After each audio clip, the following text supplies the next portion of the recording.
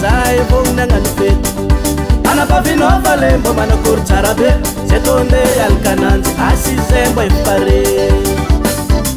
anare valisekely anare moraseky tsoavy io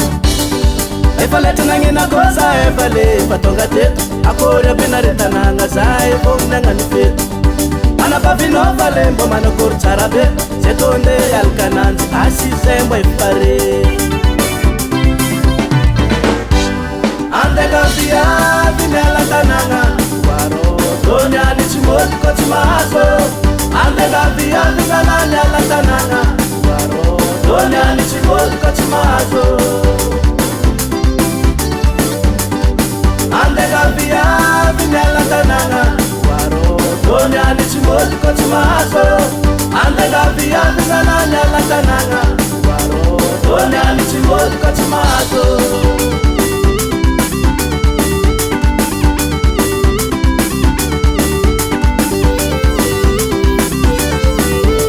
mangao viavy ambany volo salama tsaratsare maresaka fete fomba ndrasagna mbola ke kato marobe zandry ny madame ndrefa pare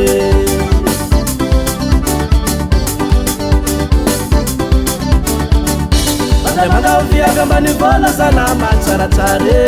maresaka fete fomba ndrasagna mbola ke kato marobe zandry ny madame ndrefa pare andeka viavy miala tanagna waro dony any tsy mody ko tsy mahazo andeka viavy zala miala tanagna waro dony any tsy mody ko tsy mahazo andeka viavy miala tanagna waro dony any tsy mody ko tsy mahazo andeka viavy zala miala tanagna waro dony any tsy mody ko tsy mahazo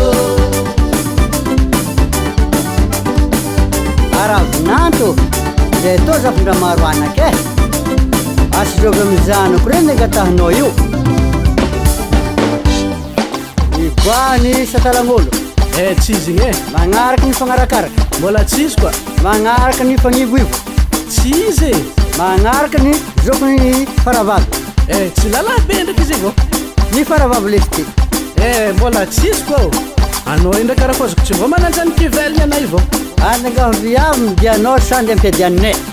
tognono agnarany olo dianao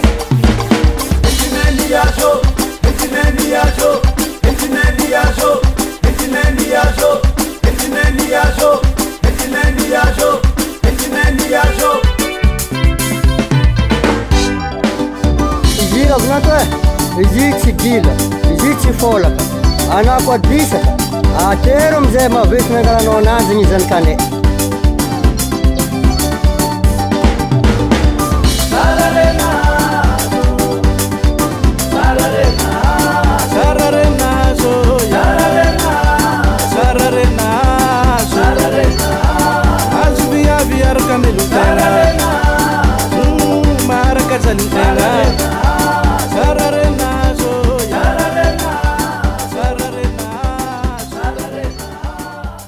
Studio Benjangahala.